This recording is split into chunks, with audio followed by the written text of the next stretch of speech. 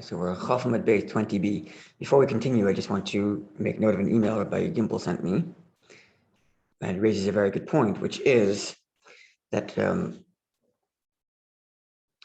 in reference to the question of using a Torah text for other items. So we talked about this idea of salvaging something that could be salvageable. Rabbi Gimple raised this issue of, in halacha, the Jewish law is that one cannot demote the standard of some holiness. So tefillin, for example, the scroll of a tefillin cannot be made into a mezuzah, and the scroll of a Torah cannot be made into tefillin and mezuzah, because once something has attained a certain level of holiness, it cannot be demoted, which would then raise the issue here of the possibility, at least according to some opinion, that the text of the Torah is then used for Sotah. Now, I'm sure that there's commentaries that discuss this question, but Rabbi Gimple suggests, and it sounds reasonable to me, that the opinion that allows for a Torah to be used for Sotah will have to argue that the making of peace between husband and wife, which is Sotah accomplishes, supersedes even Torah itself. And that would follow, because the whole message of the text being erased,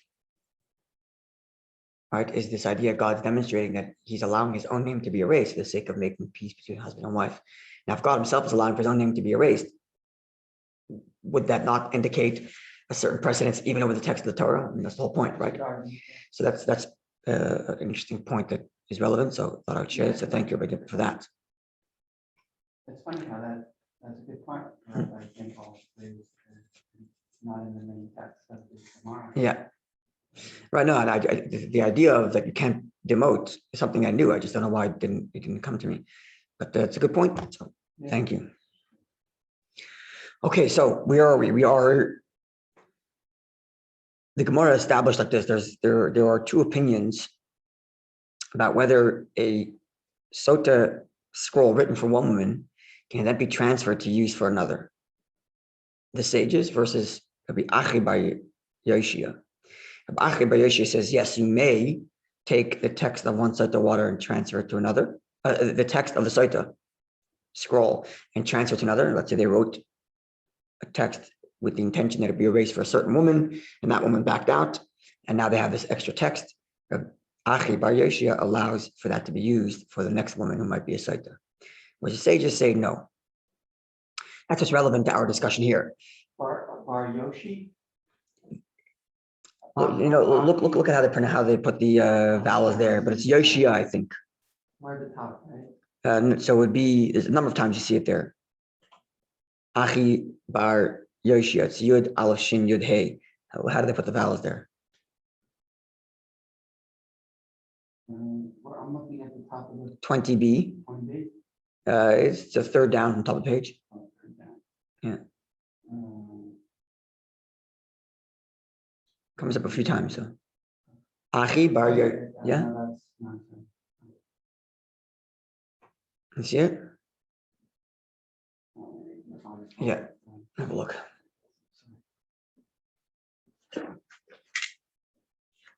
So we're holding here, Achi bar Yoshia, yeah. Yoshia, yeah. All right. So that's what's relevant to our discussion here. This dispute between the sages and Achi bar Yoshia, whether you may use the text of the Sotah written for one woman and using it for another. This came up because we were talking the Gemara suggested that perhaps this dispute is related to the dispute about whether or not you can use the text of the Torah for a Sotah, and the Gemara rejected that in saying that the two are unrelated because there's arguments from both sides. Right? One could argue that once you write a text for a specific woman, it's locked, and you can't use another. And alternatively, you can argue, well, at least this text was written for the intent of the curses, whereas the text of the Torah is not written for the curses, it's written for learning, for reading. So there's arguments both ways, and therefore the two discussions are detached. All right, that was what we did yesterday. Nachman bar Yitzchak did that for us yesterday. Right? Nachman bar Yitzchak, yeah, he's the one that did it for us. And our Papa. Sorry? The conclusion was, since there's good arguments on both sides, you can't connect the two disputes. that. That's right. That's right. You can't stack this on top of the other. Or you can't use this in the bottom of the stack if you want. Does that mean? But two separate issues, two separate discussions. You can't use this as a basis for the original discussion, which was, do you have to put sulfite in the ink of the text of the Sotah? That's being written in the Torah. So the question of whether or not you're allowed to transfer the Sotah text from one woman to another is unrelated. Right? It's only a question of whether you can use the text of the Torah for the Sotah woman. But whatever you stand on that, you can be on either side of the fence about whether or not a text of the Sotah from one woman can be transferred to another. Right? That's what we established yesterday. Right. Sorry, Bob. Yeah, no worries. So has it been a halakhic determination of whether you can put the kukanka on that portion of the Torah? We do put it. Yeah. So the only exception, you can't make a deduction from that whether or not. That's right. But we also have It would seem like if you do, then you wouldn't be allowed to use it. We rule both. In both cases, you may not. You may not use the text of the Sotah. That's right. Even though two arguments are detached, as the Gemara demonstrated yesterday, but at the end of the day, the halacha is both. Yeah. And it makes sense since they do put the binder on that part. Yeah. Okay. So now the Gemara asks as follows. Rabbi Bar Yoshia, who yesterday told us that you may take the text of a scroll written for one Sotah and transfer it to another. So the Gemara asks, Leslie, does he not also agree? Kosav lagarish is ishtoi.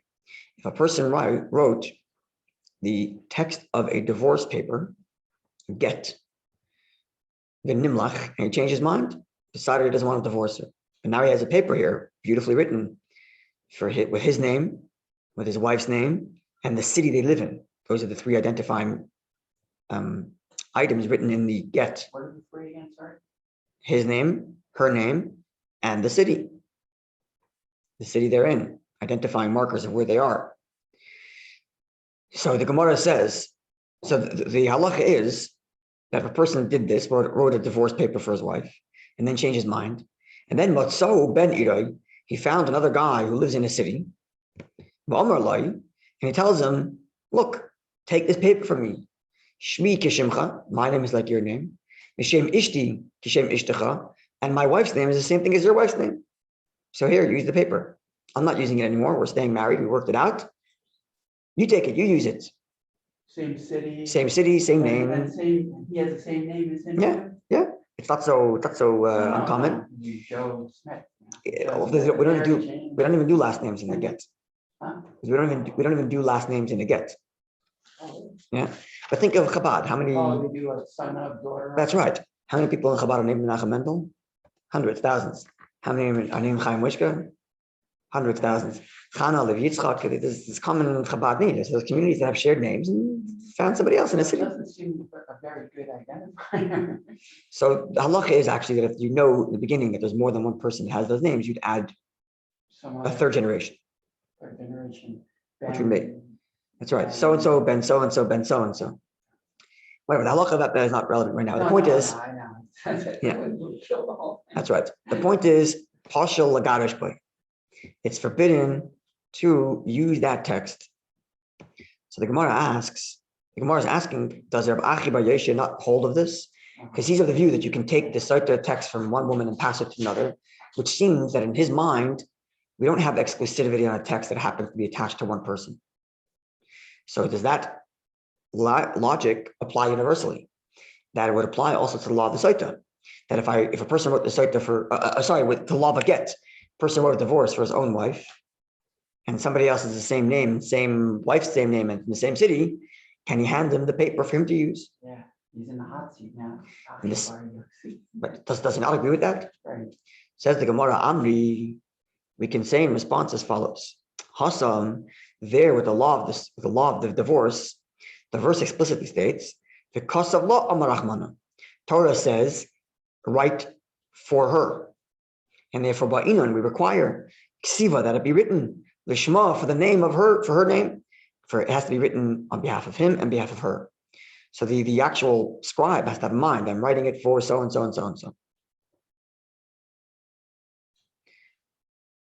And that's why it cannot be transferred from one couple to another. And therefore, the Gemara is saying that has no bearing on the question of Sotah. Because the Torah explicitly states with respect to the law of the divorce, write it for her, and therefore you cannot impose that restriction on the law of the Sotah. So you're saying, but for the Sotah, there's no text in the Torah Let's see. explicitly saying. Let's see. The Gemara asks, but Hachanami here too with the law of the Sotah, v'asallah. The Torah says, make it for her. So does that not indicate that it has to be written on behalf of the specific woman that's using it, which would then forbid us from transferring it to another? That's it. I'm lost here because the Gemara starts off saying, but here in divorce, we have this specific intent, verse, and then a specific verse. Huh? A specific verse. But it seems like it's also specific. That's what the Gemara asks. So, okay. I thought the Gemara No, was challenging. Let's go through stages. First, the Gemara says it's a universal rule. You don't care for designation, you can transfer it. But we have an exception by Gett. Says the Gemara, okay, that's an exception because the verse says write it for her. Okay, if you're looking at the verse, then look at the verse of Sotah. Sotah verse also says make it for her. Right, so how can you make that argument? Yeah. Says the Gemara, Mayasiya, what does the verse mean when it says you shall make the Sotah for her? It doesn't mean that you should write the text for her, but rather mechika, that the erasing has to be done for her sake. And this is how the Gemara resolves the issue. That Rabbi Bar Yoshia takes to erase it. The verse says v'asalah, make it for her. But what does making mean? Which action are we talking about?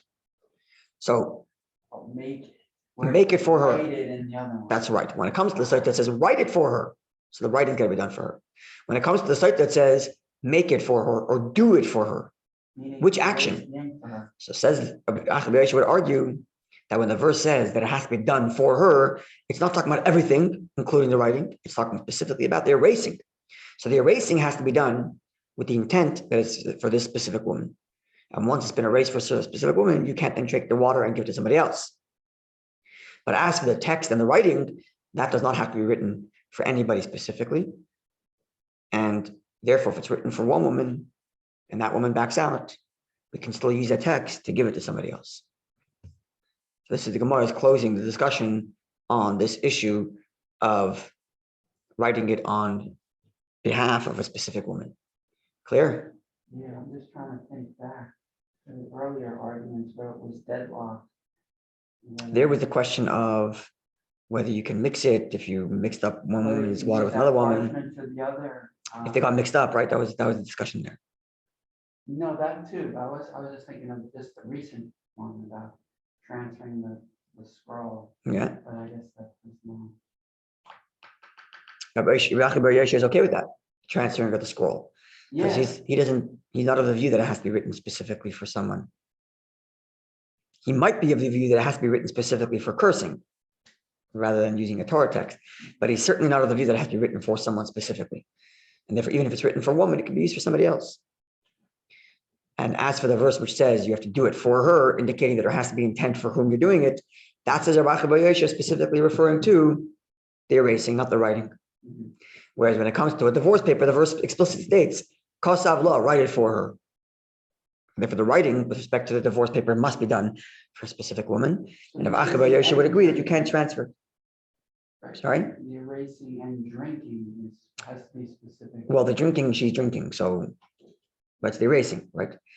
The drink is her doing it, so intent. That drink to someone else. Because of the erasing issue. No, of course. Yeah. Not because the drinking is that. Consequence of the erasing. That's correct. It's correct. Yeah. The consequence of erasing for a different woman is that this woman can't drink it. Another woman can't drink it. That's right.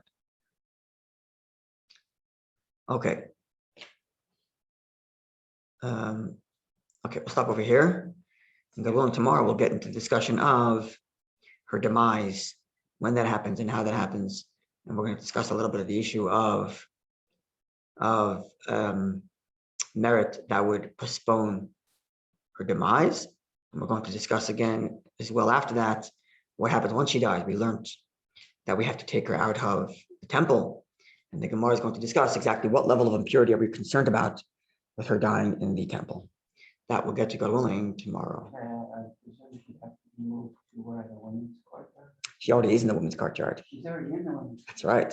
That's what the Gemara is going to ask. There's no problem of impurity of death there. Right? Bashar Nicanor should be at the Nicanor gate, which is at the women's entrance. So the Gemara is going to discuss that tomorrow, exactly what we're concerned about. Why are we schlepping her out? So that we'll get to tomorrow, God willing. Most other people touch her and then We'll see. We'll see. The Gemara is going to discuss it. Gets into the interesting nature of woman's body, which we'll see tomorrow. Yeah. Yeah. All right, we'll see. Have a wonderful day, everybody.